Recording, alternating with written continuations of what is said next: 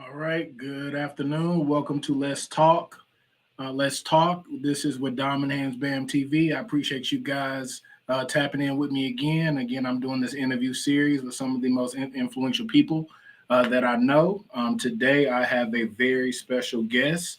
I would like to give him a proper introduction before I actually bring him on. So let me give him a proper introduction. There's a quote that says, "A hero is someone who has given his or her life to something bigger than oneself."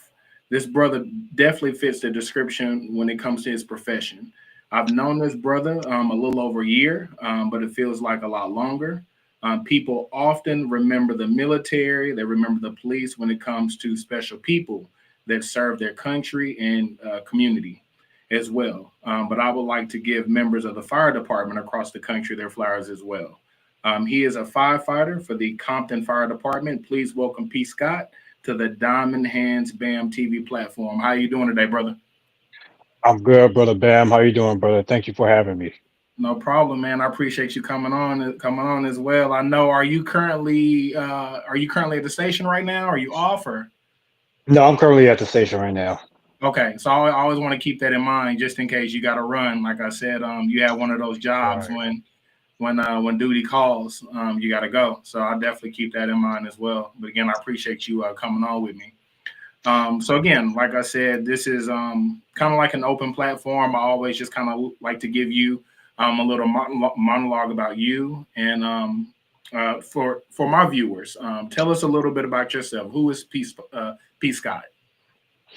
All right, thank you. So my name is Paul Scott. I'm 36 years old. I currently reside in Compton, California. By profession, I am a firefighter for the Compton Fire Department. Started my profession journey with the Compton Fire Department actually when I was 14 years old. Mm, Started off as a youth explorer at the Explorer program here. hmm. Um, Over the years, I just went up the ladder. We had a state accredited fire academy here at the time back then. I entered to that when I was 17 years old, Wow. graduated from that when I was 18. From there, I became a reserve firefighter, pretty much like a volunteer firefighter spot just to gain experience and whatnot. I also became an ambulance operator, pretty much is an EMT program we had here at the fire department that was in charge of our transportation. Um, and then from there, I think it was 10 years in January, past January. So I got hired as a firefighter full time January 2015. Okay. Wow. Wow. So you've been a firefighter for almost 10 years, but you've kind of been within that realm. You said at 14 years old and you're 36. So that's over 21 years that you've Yes, kind of been sir. embedded in as a firefighter and just being in that community. That was kind of want to be my that was one of my first questions. You've kind of already answered it, but what intrigued you to kind of become a firefighter, and what intrigued you at that age to be involved in that type of space, career move wise at least? Honestly, it was mainly exposure, and exposure is real real key factor, especially for the youth. So, at that time, I was in elementary school, a local elementary school here by the name of McNair Elementary, Okay. uh, and I just remember it was more like some type of career day. I just remember that the fire department, local fire department had came up to the elementary school just to show off the rigs or whatnot. And I Okay. just remember they raised that, large aerial ladder in the sky. And, that's just pretty much what piqued my interest. I'm pretty sure I didn't know exactly what it was at that time, Okay. but, just over time, I just gravitated to it. So my oldest brother, as I got older, he actually was involved with the Explorer program first. So that's how I was familiar with the Youth Explorer program. Um, but he didn't continue all the way through it. But I eventually, when I became of age, which is 14 is the minimum age, I joined the Explorer program. That's pretty much all she wrote from there. Okay. Okay. And you said you said Explorer program. Yeah, so Youth Explorer program.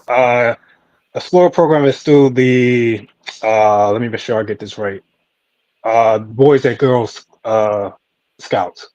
Okay. So Okay. many different professions have an Explorer program. Um, Even Honda has an Explorer program. Local law Mm, enforcement has Explorer programs. Uh, the local Compton Airport here has a Explorer program for youth who want to be pilots, which I was okay. also a part of. So it's just it's a great program actually. I highly encourage parents out there to check out different companies, different public agencies to see if they have a Explorer program, and definitely Okay. get your kids involved. It's pretty much just a foot in the door for young youth to be exposed to Okay. different job fields like that. Really? That is Yeah. interesting. I got a 14-year-old, so I'm definitely going to look into that Oh yeah, program. definitely. And just the fact that you said that there's many different avenues, like you said, whether it's being a firefighter, you mentioned, auto. Like I'm pretty sure there's Hmm. completely different avenues you can go with that program. So I'm definitely going to look into that. Definitely. I appreciate you dropping that gem. I was unaware of that. So you kind of mentioned it a little bit earlier, but the process of getting into the fire service. So you say you were 14, but there was like a 9 to 10 year period before you actually came a firefighter. And you said, I know you Mhm. mentioned, did you mention EMT as well during that time? Or Yes. Yes. okay, okay. So you said there was a what was that process again between actually becoming a firefighter and you being in that Explorer program? Could you kind of explain that again just a little bit? Yeah. So pretty much in the I say the firefighter hierarchy field, they have an acronym called EARS. It's not really a mandatory step by step, but it's a good course of action for you to take. So with ears, the E stands for explorer, so explorer Okay. program. Again, it's not mandatory, but again, it's a good first step for a young youth to be introduced into the explorer program or to the fire service. The Okay. A in ears stands for academy. Um, Again, academy is not always mandatory. It's pretty much based on a specific fire department's hiring requirements, but it's just that much more to put under your belt. So, a state accredited fire academy, which Okay. is usually offered by a local community college, where they Okay. have a fire program that they offer. Okay. The R in EAR stands for a reserve firefighter. Again, it's not mandatory, but that notch under Something your that helps belt. you get to that level, kind of Yeah, put some notches under your belt before you actually get exactly. into the service. With those programs, does it allow you to enter being a fire? I don't know if there's rankings or levels within the fire department. But with doing those extra programs, does it allow you to kind of become a firefighter at a higher level, or does it help you with pay, or It's just or more just like more an experience? accolades thing. Yeah, Okay, more, you know, the personnel recognize your face. You're more familiar with that specific departments, how they operate. So it just gives you, more like a smoother that much more transition. of a advantage. Yeah, than a person who's just um, randomly, applying or whatnot. So it doesn't give you like extra points on through the test or the actual hiring process, but you're Right. more familiarized with how the city and department operates, and again, the personnel, even more so, hopefully, the administration of the department are familiar with you and your strive and drive to be a part of the organization. So it's meant to, facilitate you just being just more than just what the average person is offering. Got it. Got it. Got it. Definitely makes sense, and something that I would probably say probably definitely worth it when you go back and look at it in the long run. No, definitely. So yeah. So my next question is as a firefighter or even maybe a black firefighter, either one. What are some of the unique challenges that you faced over the 10 years that you've been in the fire department? It can just be a firefighter in general. It could be, being a black firefighter. What are some unique Mhm. challenges that you think you faced over the last 10 years that you wouldn't have anticipated before you actually entered the fire department? I would say the biggest challenge, especially that's unique to our generation, of this generation now, of course, was COVID. The whole Mm, yeah, you couldn't pandemic, plan for that. right? Yeah, so the fire service is already a stressful field as it is. It's a heavy psychological workspace. So and COVID just added that, just added a Another whole layer to it. another level to it. So just the mental stress behind it, you know, the just the whole mental health aspect in the fire service is real big. We're the second highest in suicide rate, as far as occupation, next to the military. Oh wow. So just having to persevere through that, and then you still, have to deal with family life and everything involved outside of work. So Right.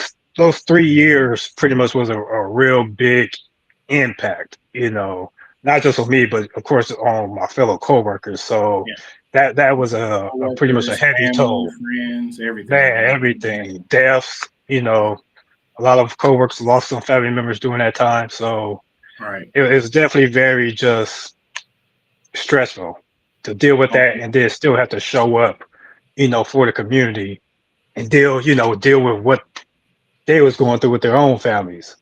I got you. I got you. I got you. Mhm. So just to kind of veg you back, you just kind of mentioned the community as well. I did a little bit of research before we got on. So I know the city of Compton having a population of 95,000 and a demographic of 95%, which is black and brown.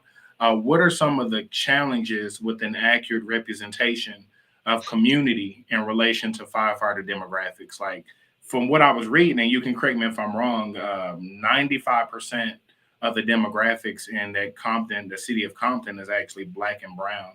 So, do you guys face any challenges?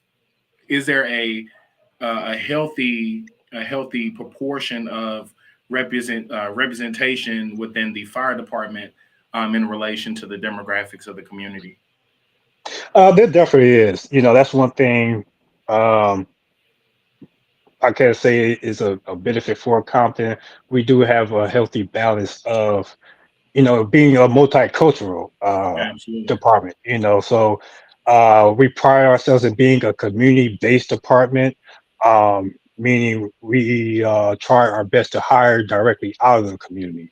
I That's would say huge. about 90% of the guys here um, went through those same processes I spoke of. One of those programs I spoke of directly, from within this city. So As far as representation, especially with the black and brown community, quote unquote minorities, there's definitely a healthy representation, here for the department for our city. Absolutely. That is a great thing to hear. I hear a lot of cities don't really have that same type of representation. So, like I said, applaud.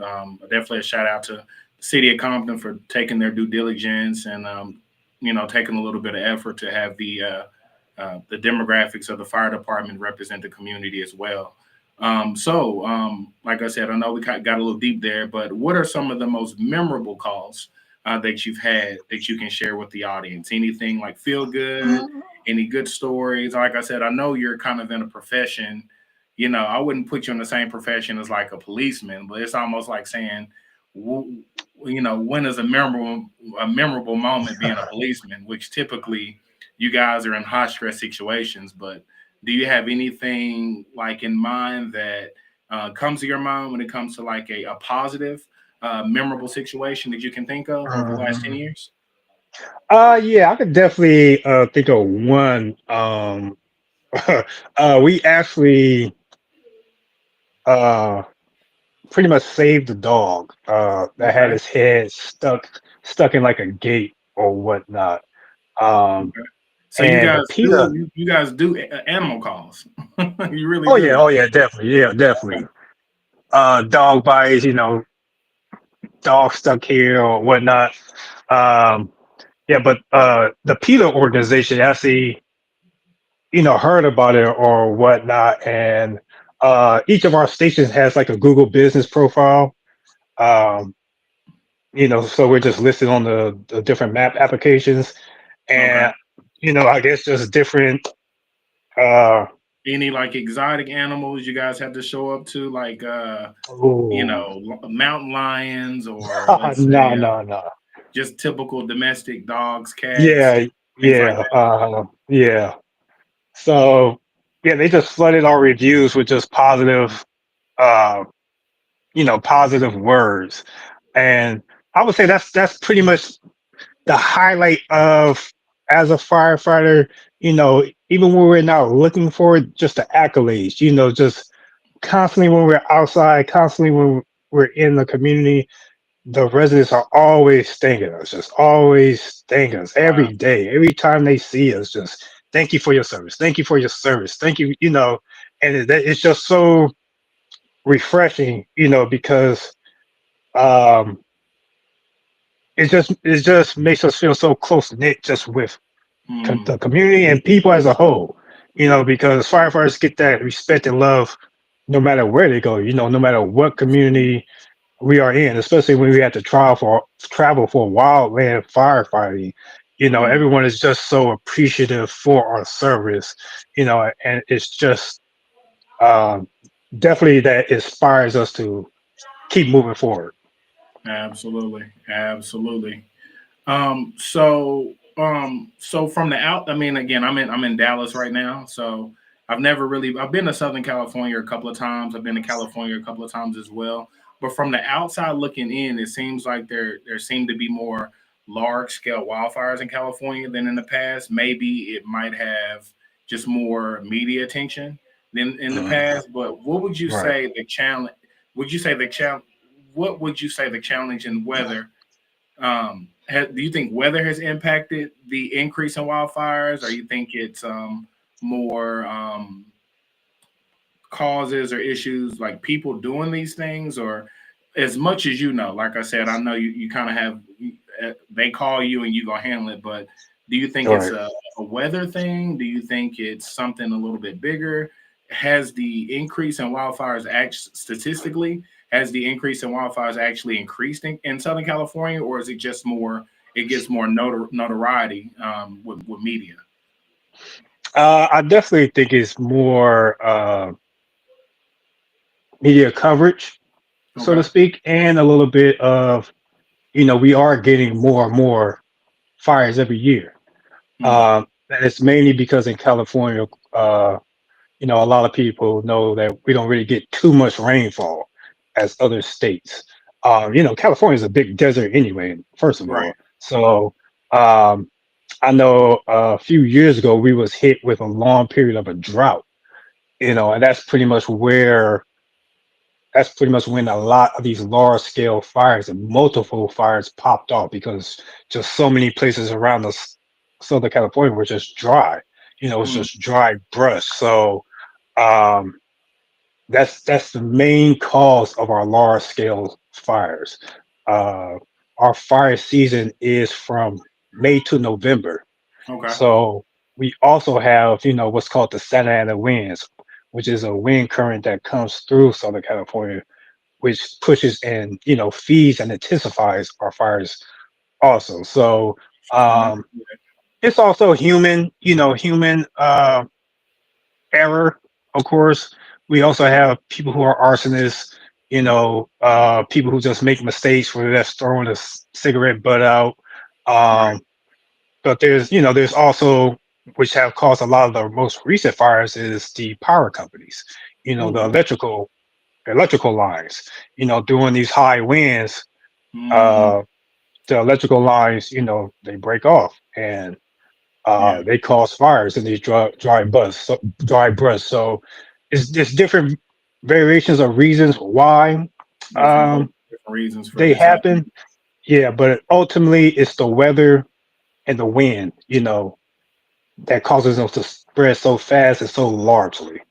Yeah, yeah. We're getting a lot of high wind here in Dallas. I've never seen it consistently just so windy. I'm seeing videos of 18 wheelers being basically, Right, knocked over due to high right. winds. And last week we were out of electricity for probably about, wasn't long. It might have been maybe 6 to 8 hours, which something I kind of got accustomed to being in Nairobi for a little bit, and we'll kind of talk about Right. Africa here in a couple of Mhm. minutes as well. I know you had a visit to Ghana, right?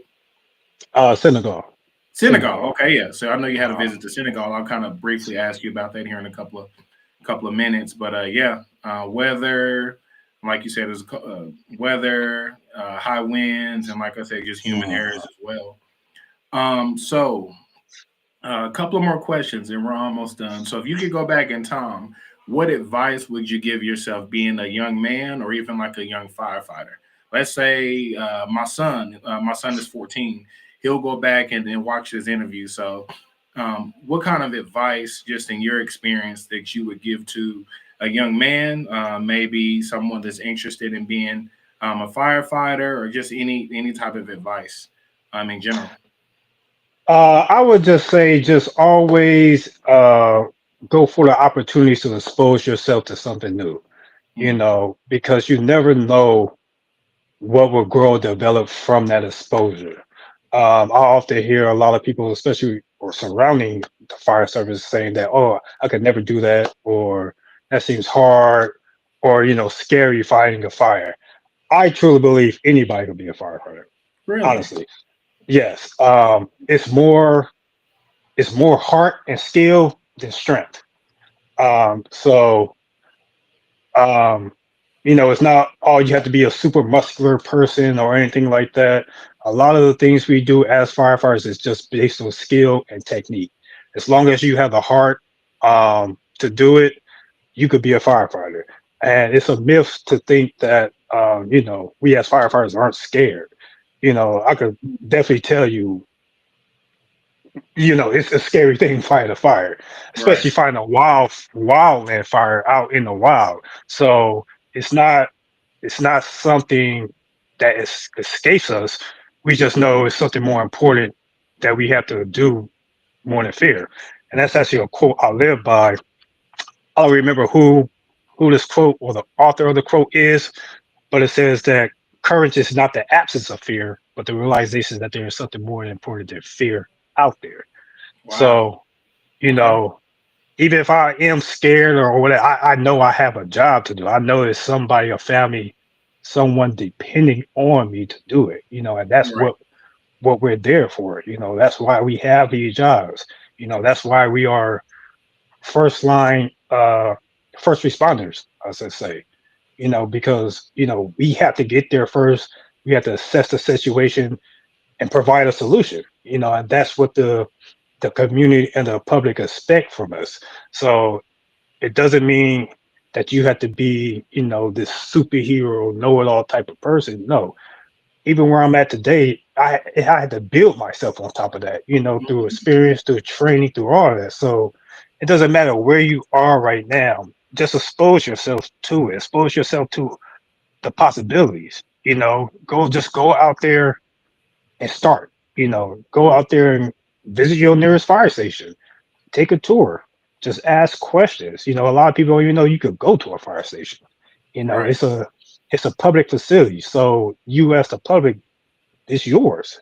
So just go there and see what's it about. See the fire engines up close in person. See what the stations are like. See what type of challenges your fire department is probably facing and how you can help. And Okay. all these different things will, just even just open up the doorway to other, you know, paths that you probably didn't even know of yourself. Wow. Wow. That's heavy, man. I appreciate those words of advice and encouragement. And regardless of what you say, man, it's you're a hero, bro. You're a hero, I man. appreciate it. I You made it appreciate seem you make it seem a little bit easier than what it is. But I'm pretty sure fire is right up there with water when it comes to it. people's biggest Right, fears, man. And I know you guys deal with fire. I've seen firefighters deal with water. You guys do car wrecks. You guys do all just a Swiss Army knife of things, man. So you guys are right, literally like I would say like like special forces to a certain right. extent. To an average civilian, man, you got a trait that a lot of people can't do. Um, No, definitely. let's switch gears a little bit. I know you're big into health, so I wanted to kind of ask you just a couple of questions about health. Are Okay. there any tips or suggestions you can give the audience when it comes to health, or even specifically natural health? Yeah, I would say more than anything, just take your time. Take your time on yourself. Mm, Take your time to learn about yourself and just the body altogether. Our body is a million thing. I'm a vegan, but I'm not like a horrorcore vegan where I'm telling everybody, oh, you gotta be a vegan and right. all this other stuff. No, I'm more of a person who likes to allow, spirit or God to guide them, but also to take your health into your own hands. Learn about yourself, learn about your body because we're all different. Even down to our different types of blood. So take all that into consideration. Don't feel like you have to make some drastic changes unless you do have like some medical issues that uh, need some attention to. But um, don't feel like you have to back yourself into a corner and say, "Oh, I have to do this, I have to do that," and this is the only way. Bottom line, definitely do all the research you can before you try anything. Okay. Still consult with your doctor. Especially if you have insurance. That's what it's there for. Okay. Always get professional advice, but do your own research above anything. Okay. Nice, nice, nice. Now I have to have you back on sometime later on in a few months or even sometime this year. We can just strictly talk about natural health and some of the things that you got going on. I know that's a big thing for you as well. So anytime you want to come on, you're more than happily to. If money wasn't an object, what would P Scott be doing right now? In a perfect world, if it wasn't about money, what would you be doing with your life? I honestly still probably would be, you know, of service some type of way. Um, Okay. Ultimately, if it more than likely, it'd probably be building some type of communities, setting up some type of nonprofit organizations or structures to give back, especially to the youth, provide different type of resources. Other than that, I just really enjoy just being around my family. So Okay. just creating an environments, creating business structures, create that passive type income, um, like trading. But other than that, I definitely feel like I would still be some type of community oriented type of person. Absolutely, absolutely. You just kind of mentioned trading, which kind of led me to one of my last few questions, and then we're gonna kind of lighten it up a little bit. Tell me a little bit about your crypto journey and becoming a coach within the BBA.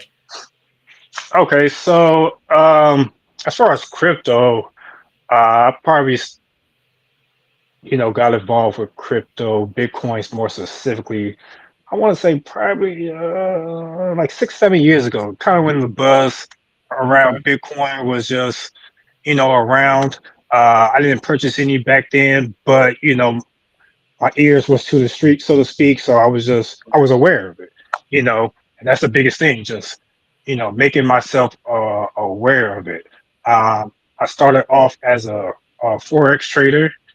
Um, I dabbled in stock options a little bit.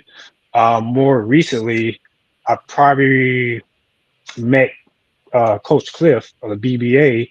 Hmm. I want to say probably about a year now. I honestly don't remember how I stumbled upon Cliff through his social media. Right. And that's honestly how it happens for me with anything good in my life. I just don't remember how, I met them or came across them, but they flowed to me. So I remember just seeing his Facebook, seeing the content and information he was posting. I contacted him, and the first class I took with him was his 6 weeks crypto course. Absolutely.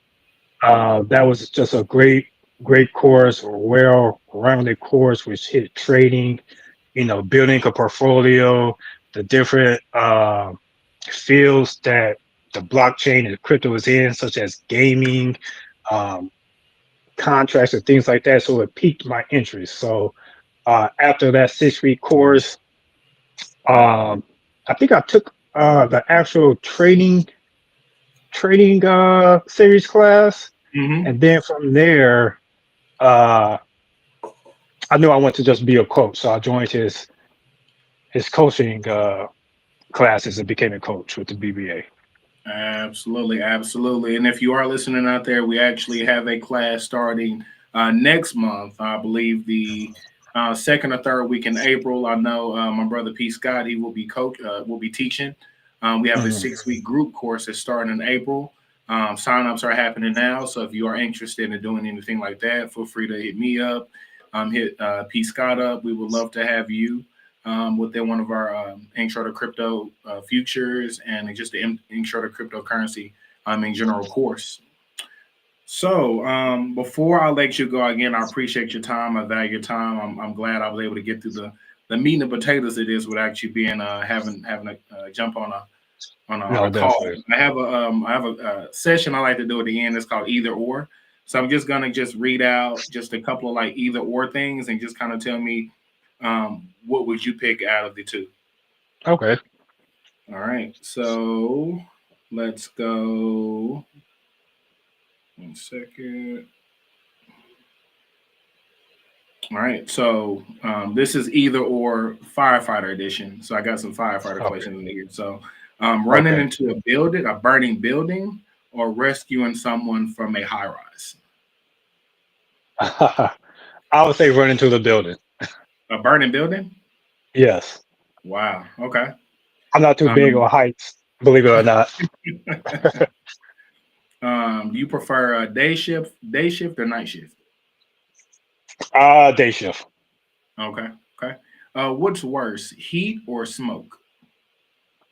I would say heat. Okay. Okay. Tupac or Jay Z? Tupac. Tupac. Okay.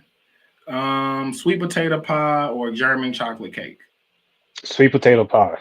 Sweet potato pie. Okay. Indoor fires or wildfires? Indoor, definitely. Okay. Okay. Talking or listening? Listening.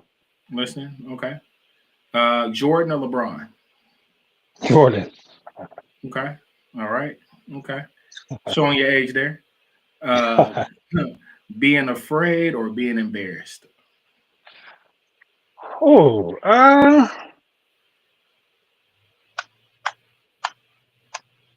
that's a good one.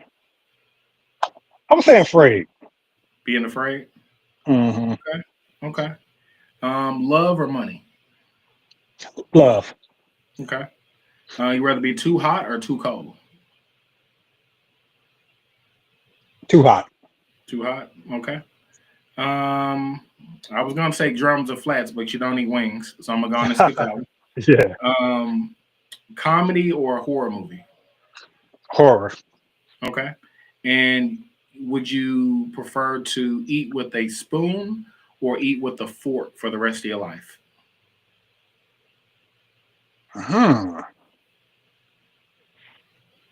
I would say a spoon. A spoon. Okay. Yeah.